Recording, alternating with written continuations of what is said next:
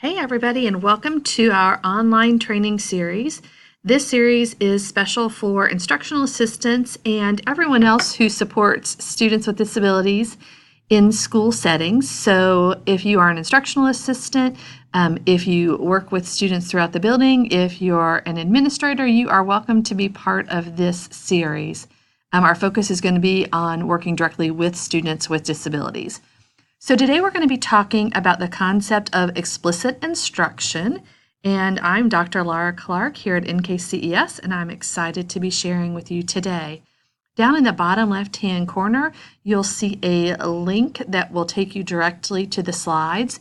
If you're doing this as part of our PD credit series, then on the initial sheet that you got with the email, there is a link to the slides that you can use as a hyperlink.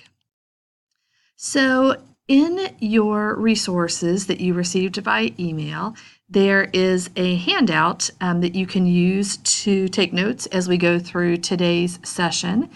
If you found this presentation through a different means, if you look down in the notes, there will be a hyperlink there that you can use to get to the presentation and the handouts. So everything that we're talking about today is based on the initial work by Anita Archer and Charles Hughes. And when we're talking about explicit instruction, it's also known as direct instruction. The two terms are used interchangeably. I'll be using the term explicit instruction, but if you're used to thinking direct, feel free to replace that term in your head. And everything that we're going to talk about from here on out all is based on this work and this fantastic book. If you don't have your own copy, I'd highly encourage you to pick one up and start digging in. In addition to the book, Dr. Archer has an explicit instruction website. And if you're looking here on the slide, you'll notice there's sections right down here that have all kinds of great video resources of Dr. Archer demonstrating the pieces of explicit instruction. They are absolutely fantastic to watch. If you'd like to dig in deeper after you get a chance to explore Dr. Archer's website, then there is the National Center of Intensive Intervention, and they have some great modules on explicit instruction that are fantastic to explore. So digging deeper, those two websites are great places to go and learn more. The reason that we're talking about explicit instruction today is there is an extensive evidence base or research base behind the use of explicit instruction, and not just for teaching academic content, although there is a huge research base behind that, but also for teaching behavioral expectations. So I've hyperlinked in here to a research practice guide from What Works Clearinghouse that focuses on using the concept of explicit instruction to reduce problem behaviors in elementary classrooms. Keep in mind when we're talking about an evidence or a research base, we're using this term broadly because there's such a large research base behind explicit instruction. But anytime you're looking at applying an evidence-based practice to work with students, you want to make sure that that evidence base applies to the students with whom you're working. So for example, if I say there's an extensive evidence base behind a practice that was done in preschool with students with autism, but you're in high school working with students with intellectual disabilities, there may or may not be a research base to use that practice in that setting. But however, explicit instruction has an extensive evidence base across all settings and both academics, teaching students to read, to write, to compute, to solve problems, and also to improve and increase appropriate behaviors in the classroom. What we're going to be talking about today is that explicit instruction concept, and we're going to be going through the very specific principles of explicit instruction. But if we're talking about what is it, it's a systematic instructional approach, and it looks at both the delivery of instruction and the design of instruction. It definitely is not ambiguous, right? It is super specific. It's a direct approach. And it really focuses not just on the words we use to teach, but how we teach. So there are 16 elements for explicit instruction, and you'll see they're broken up here and color-coded. So the big rocks are looking at content, which is in purple, looking at design, which is in green, the delivery of instruction, which is in blue, and then practice, which is over there in kind of the pinkish red color. We're going to break these 16 elements down into their smaller pieces and talk about what those look like in terms of teaching students. When we are looking at using explicit instruction, we're specifically talking today about using explicit instruction to support students with disabilities. Teaching Exceptional Children, which is one of the journals for the Council for Exceptional Children, has had some great articles about using explicit instruction in supporting students. So again, if you'd like to dive deeper, this article is fantastic and talks about how we can use explicit instruction to support students with disabilities. Again, just to make clear that explicit instruction makes a difference for students with disabilities.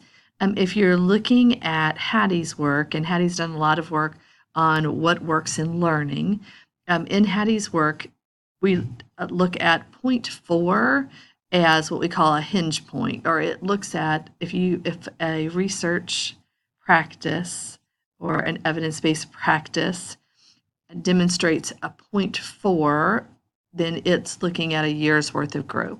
Explicit instruction or direct instruction actually is a point 6, or students show more than 1 year's growth when we use explicit instruction to teach.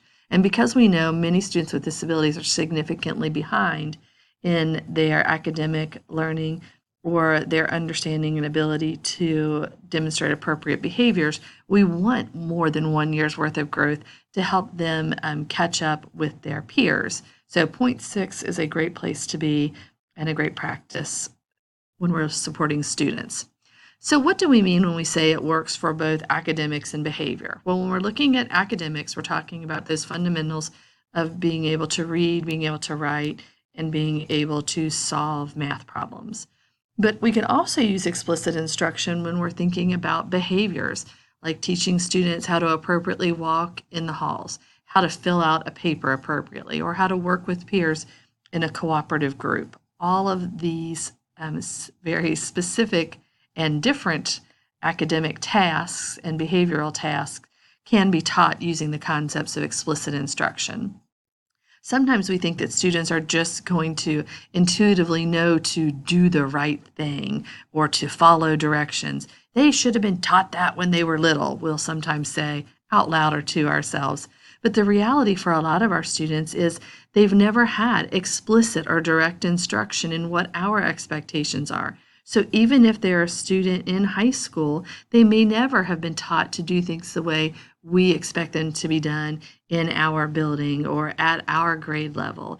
A great example is filling out a graphic organizer. A student might have been explicitly taught how to fill out a graphic organizer with 4 boxes, but they might never have been taught to fill out a graphic organizer that's 3 columns or that has interwoven circles, and they need explicit instruction to be successful in those tasks. So we're going to dig deeper into the 16 elements. It's a great idea, if you haven't already done so, to pause the recording and go ahead and print out the 16 elements notes page. If not, you can freehand sketch some notes as we go along, and you've got this presentation for reference. So the first critical element tells us that we need to focus our instruction on what we call the critical content. Anita Archer uses the term, cut the fluff and teach the stuff, which means simply we want our students to know what's the important truth or the important piece of what we're teaching today. We try to help students focus on that by providing them with things like learning targets, but we want to make sure that students are really understanding what we're trying to learn and teach today, and that instruction that we're providing focuses on the critical content, not just the side stories or the anecdotal notes that we want to share as points of interest, but do they really understand the main idea, the key point of the lesson? The next thing we want to make sure we're doing is that we're sequencing skills logically. So for example, are we teaching the easier skills before we get to harder skills? Are we teaching those high frequency skills that students really have to have before we're focusing on those lower frequency skills that students may or may not ever be asked to demonstrate? Have we made sure we've taught the prerequisite skills first? And are the similar skills separated? For example, teaching latitude and longitude, are we doing that separately so that there's no chance that students will confuse the two concepts? So we're making sure we're focused on the critical content. We're going to sequence our skills logically. Next, we're going to make sure that we're breaking down those very complex skills and strategies into much smaller instructional units. We really want to watch for what we call cognitive overloading, or making such significant process demands on our students that they're not able to retain everything we're asking them to do. We really want to think about our students' ability to use their working memory, and a lot of that information comes through those special education evaluation steps that let us know how our students think and process. As we break our bigger skills down into smaller instructional units, we also need to remember that maybe if I'm just doing a piece of the learning on Wednesday, on Tuesday I did the first steps, that when I'm teaching on Wednesday, that I'm reviewing what I did on Tuesday. That goes back to those prerequisite skills. Am I continuing to reteach and re-embed content that was already learned as I'm teaching those smaller instructional units, the little pieces? As we're moving through, I'm going to try and give a few tips that might help us be more successful in our teaching. And tip number one is that we invite students to engage in the learning. The learning process should be fun and engaging in order for students to feel comfortable in that learning process. So instead of focusing on asking students to give me the right answer, I might offer students the opportunity to do these 4 things. As we're going through, I'm going to stop and ask a question. You have the opportunity to ask a question back to me, or make a comment, or share a thought about the learning, or think about some other kind of response rather than saying, tell me the right answer. So even if I'm asking a question like, what's 2 plus 2? I'm allowing students to ask me questions like, when you said plus, you mean add on, right? Or maybe a comment would be, I'd like to get out manipulatives to solve that problem.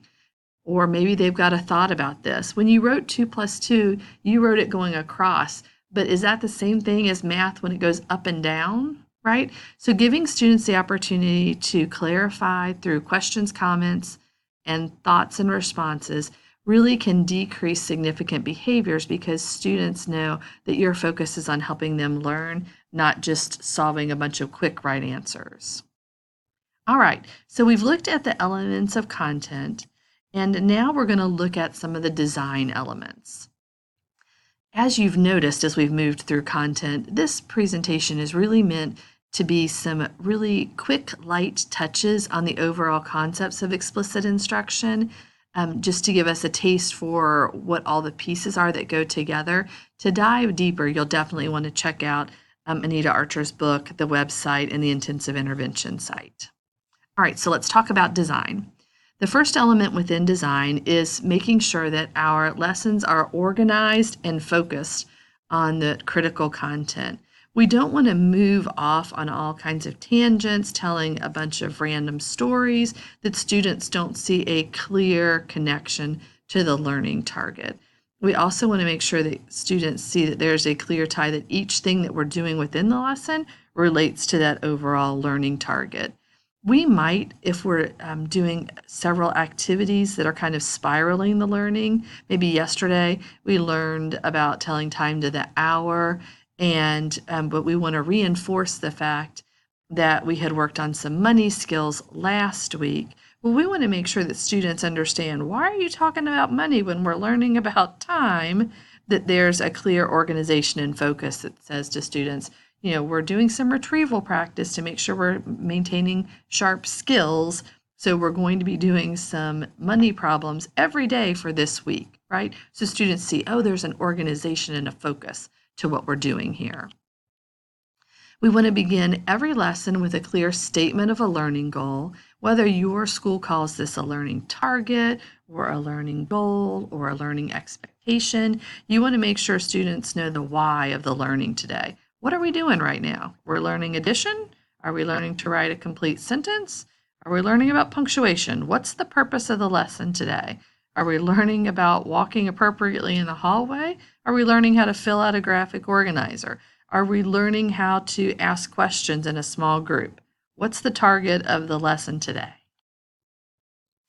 We also want to make sure that we're reviewing prior skills and knowledge so that students see over time that their learning is still important. What I learned in August should still be important in April, and I need to review those skills often in order for me to maintain those skills. And when we think about our own personal learning, if we only do something once a year, it's really hard to remember every step that we need to go through if we haven't had opportunities to practice throughout the year. This concept is called retrieval practice, and there's significant research behind retrieval practice. I've hyperlinked here to a website that focuses on the science behind retrieval practice, and I encourage you to take a quick dive into that after our learning here today. Within the design of our instruction, we want to make sure that we're providing step-by-step demonstrations so students know what's expected and they can see it happening in a very systematic way. So for example, if we're solving a 2-digit math problem, are we breaking that down into each step of the 2-digit solving process, or are we just jumping in and saying, when we take this, we add this, we do this? That's not step-by-step directions, right? We want to be very clear and systematic so that students can see, here are all the steps I need to complete to be successful in this academic or behavioral task. We want to make sure that we're using clear and concise language so that students know exactly what is expected of them, that they don't feel like, wow, she's using a lot of big words or not clear words, and I don't know what she's asking me to do. Be clear, be concise, and don't ramble all day long. We also want to give what's considered an adequate range of examples and non-examples. So if we're talking to students about how we're expecting them to sit in a chair, we want to show them not only the right way to sit in a chair, but what are some of the non-examples of sitting in a chair so that they're very clear at the end of that lesson what is expected of them. The same with academic learning. A wide range of examples and non-examples helps students really master the content. It's also a good idea to include within your examples and non-examples things that are part of a student's learning, what we call their schema, right? Things they already know, so that they can prioritize that within their working memory. Incorporating students' interests and their personal experiences really helps solidify the learning for students. All right, we also want to think about providing guided and supported practice. We call this concept practice turns and feedback. And by guided and supported practice, we want to make sure that we're not teaching a lesson for 15 or 20 or 45 minutes without stopping within that lesson to ask students, how are you doing in the learning, and show me what you know. We want to make sure that students have lots of opportunities to tell us how their learning is going so that we can give immediate feedback. There's nothing worse than teaching a 45-minute lesson and then realizing at the end that the student was lost within minute 3 of the learning, and we've just wasted 42 minutes, when if we'd stopped at minute 4 and assessed how they were learning, we could have retaught so that students would be able to be engaged the rest of the lesson. We want to make sure that within those practice turns and feedback that we're giving immediate feedback. We're not just taking notes, oh, she missed that one, another one wrong, right? But that we're stopping and correcting so that students know the appropriate response before we move on. We want to do that in a respectful and kind way, but we definitely want to make sure that our students are able to get that immediate feedback so that they know what's correct and incorrect. All right. We're moving to the next element, and this element is called delivery. So when we're looking at how we deliver instruction, it kind of flows with the number 10 design element. We want to require frequent responses, whether those are verbal, written, drawn, some kind of action-oriented responses. but giving a student an opportunity to show us what they've learned so that we can let them know, yes, you are on the right track, or let's make a course correction and learn this a little different ways to make sure that you're accurate. So right here you see my delightful Bitmoji. I'm using response cards where a teacher could ask a series of questions and a student could use a whiteboard or use a response system like what's seen here to say, yes, that's the correct answer, or no, I don't think that's the correct answer.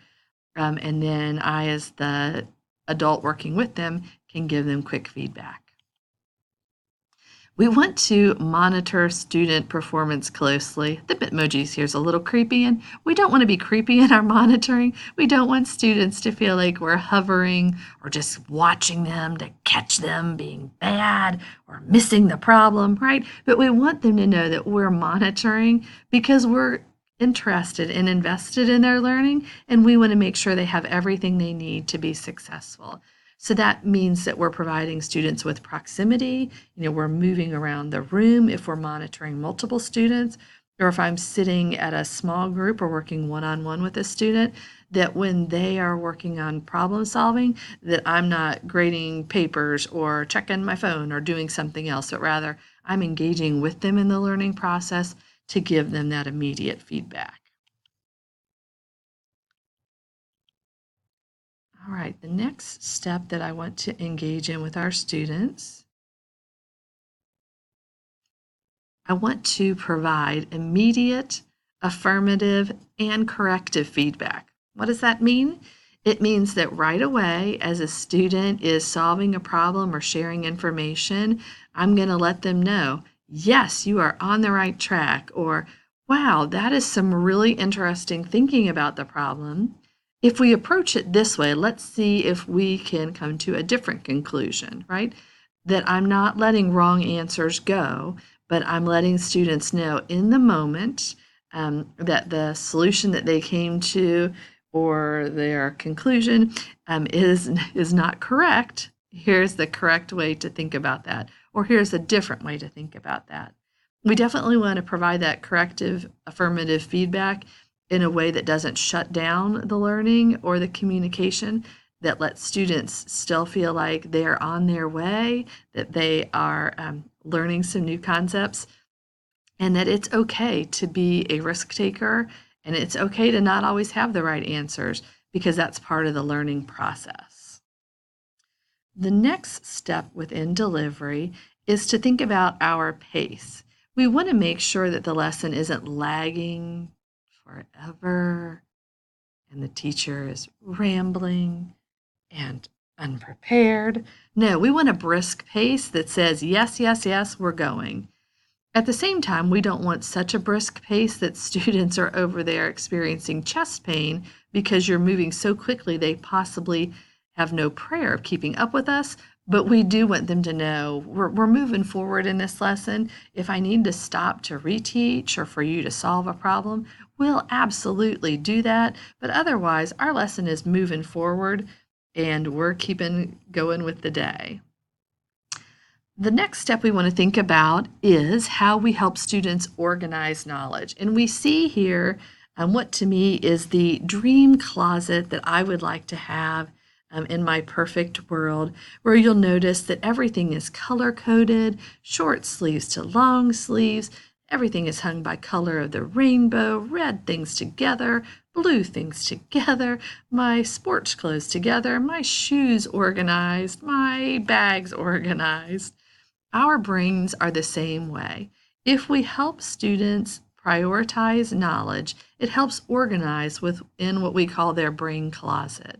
For a lot of our students, when we ask them to go in and pull out a piece of information, it's like someone saying to us, hey, tomorrow is Spirit Wear Day. We're all wearing our purple Comet shirts. And so oh, in my closet, that's hanging next to my gray shirt. I'm going to go pull that out. But for many of our students, that's not what their brain closets look like. And when we say to them, you need to wear your Comet shirt, they go into their closet, and instead of seeing this closet, what they see is everything on the floor, right? Everything from clothes to leftover candy bar wrappers to their skateboards and video gaming systems. And when you say, pull out your purple Comet shirt, they go in and come back to you with a skateboard, and you say, what in the world? I said shirt. And they're like, oh, well, yeah, I remembered purple. My skateboard's purple. And I got in there and I was thinking about spirit and exciting. And I don't know, I just got my skateboard out, right? We didn't help them prioritize their knowledge in a way that they could come back with what we're expecting. So some ways we can help students organize knowledge in their heads is by giving them some virtual brain hangers. And a virtual brain hanger is usually something I already know, and I can organize this new information by hanging it on a hanger that I already have in my brain. So think about ways you can help students organize knowledge within what they already know, and you will be on the way to supporting their learning. If you want to know more and see some really great examples of instruction being delivered using the concepts of explicit instruction, I've hyperlinked in here 2 videos that are both on the Explicit Instruction website. One's a 1st grade example and an 8th grade example, and you'll see both examples of how to organize students' learning as far as what's going to happen in class today, as well as content. The final element within the world of explicit instruction is looking at practice, and we want to make sure that we're providing both distributed practice and cumulative practice. So both practice over time and that cumulative practice of the whole concept of what we're learning. When we're looking at that, there are some excellent videos and information within this retrieval practice video that I've given here. And when I talk about practice with students, a lot of times I remind them that academic practice and skills practice, like expectations for school, is just like anything else in life that we do that we want to be good at, like riding a bike or a skateboard, playing basketball, doing something we really enjoy. If we don't practice it a lot, it's easy to lose the nuanced skills that make us good at that. And it's the same with learning. We got to practice it to be really good at it. So to sum it all up, we've got 16 elements for explicit instruction, and each of them are interrelated and lead to us providing students with that very systematic or step-by-step process of learning, whether it's an academic skill or a behavioral expectation. It's really important that as we're looking at asking students to do something, that we think back, has this ever been explicitly taught to you? Do you have all of the steps necessary that are things that you can easily access and do? You don't have to reteach yourself every day. If the answer is no, then I'm probably going to think to myself, is there a way that I can explicitly teach this using the concepts of explicit instruction? Because we know if students are not engaged, they're not learning the concept. And there's lots and lots of ways that we can use explicit instruction to engage them in the learning, to keep them from having any of the behaviors you see here at the bottom, whether it's students just checking out and saying, not interested, not playing, or students shutting down. This is just too hard. I can't do it, right? Or those really significant behaviors that we see sometimes where students are flipping desks and ripping up papers. If we can catch them before they hit any of those 3 moments, a lot of times we find an opportunity where we can explicitly teach a step. Explicit instruction just makes sense for teaching, not only because there's a huge evidence base behind it, but because we know that students don't solve academic tasks in a vacuum. They have to successfully understand the expectations of the classroom before they can successfully engage in academic learning. And we also know that any behavioral expectations I put in place are never going to be successful if I haven't taught students all the detailed steps necessary to appropriately engage in that behavior. Basically, we know that point 3 is true. Learning doesn't stick if students aren't behaving like students, right? If they're staring at the ceiling counting dots or flipping over chairs, then they're not able to engage in the content. And that's really what we want students to be able to focus on, is being successful in their learning. Thanks so much for joining me today in this quick adventure through explicit instruction. If you've got any questions, please reach out to me. I'm happy to answer. And don't forget to check out our website for other great trainings that are coming up soon. Have a great day.